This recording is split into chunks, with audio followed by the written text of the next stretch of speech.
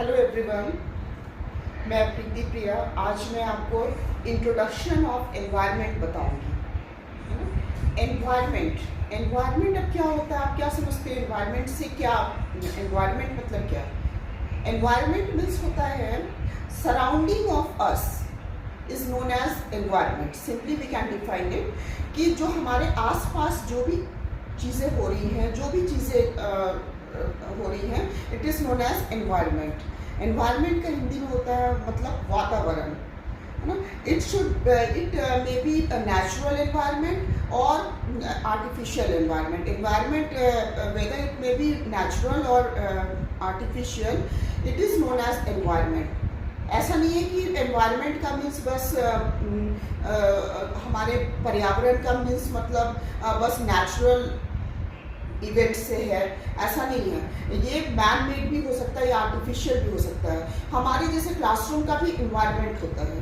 ऐसा नहीं है कि बाहर कहीं से वेदर अच्छा है, सनलाइट सनी वेदर है, क्लाउडी वेदर है, रेनी सीजन है, विंटर सीजन है, तो हॉट लग रहा है, कभी कोल्ड लग रहा है, it is known as environment. ऐसा नहीं है।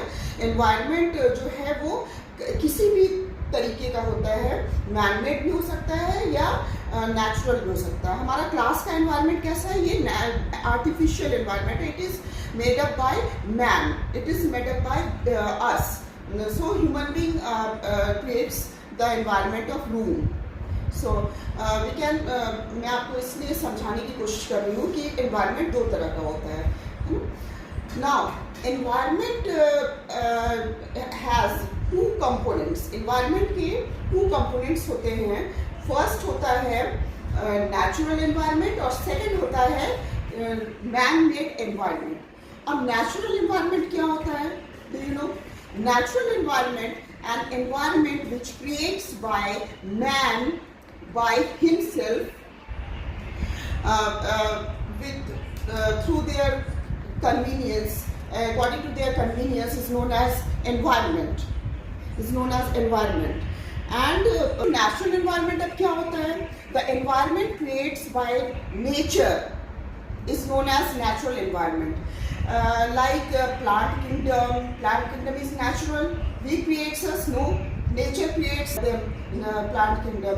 So plant kingdom is created by nature. That's why it is an example of natural environment.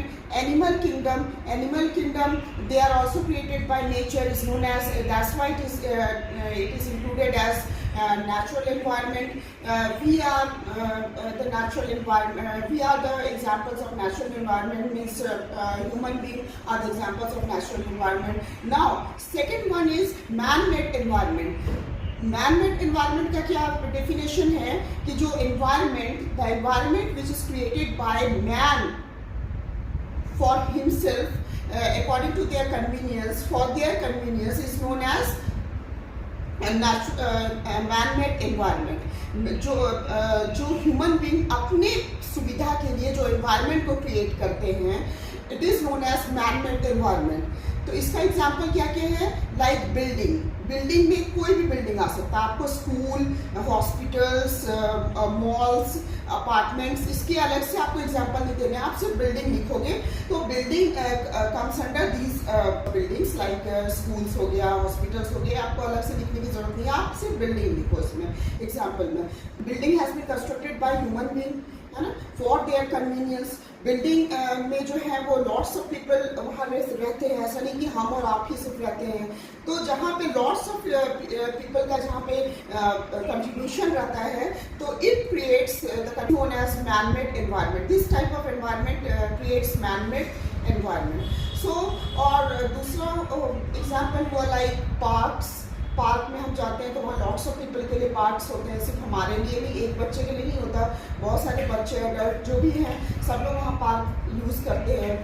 Bridges भी बहुत सारी अपनी सुविधा के लिए ह्यूमन बीइंग ने बनाए हैं ब्रिजेस को। तो ये सब एग्जाम्पल्स हुए आपके मैन-मेड एनवायरनमेंट के। नाउ अब आपको आना है नेचुरल एनवायरनमेंट। अब नेचुरल एनवायरनमेंट के भी टू कंपोनेंट्स होते हैं। Natural environment has also two type of components. First is biotic component and second one is abiotic component. Now biotic component से क्या होता है? Biotic components means the component which is natural as well as they are living organism, they are living things. For example, plant kingdom, animal kingdom, and human being are the examples of biotic components. Now second is abiotic component. They are also created by nature. They are also the components of natural environment, but they are non-living, like land, air, water, आपका जो soil, sand, they are non-living elements. That's why it is known as abiotic components. Now abiotic and biotic are interrelated with each other, as we know about it. क्योंकि जो relation जो बन रहा है abiotic और biotic का जो relation बनता है, they are interdependent with each other. क्योंकि जो प्लांट किंगडम है वो बायोटिक से भी इंटररिलेटेड है, बायोटिक एबायोटिक से भी इंटररिलेटेड है. तो इस सिस्टम को क्या कहा जाता है? इस सिस्टम को इकोसिस्टम कहा जाता है ना. इसी सिस्टम को इकोसिस्टम कहा जाता है. That's why it is called as interrelated interdependence environment. So biotic components like plant kingdom needs requires plant kingdom को किस चीज की requirement होती है? Carbon dioxide. From where they get carbon dioxide? From the human being, from the animal kingdom. तो inter relationship हो गया ना, दोनों इंटर रिलेटेड हो गए है ना, दोनों इंटरडिपेंडेंट है एक दूसरे पे.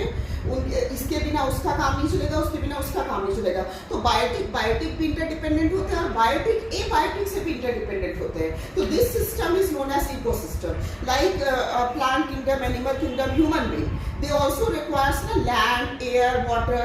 क्योंकि without abiotic without the existence of abiotic component, their leaves, can they leaves? No, है ना. They needs the land also, they needs the water also, they needs the air also, they needs the soil also, they needs the land also.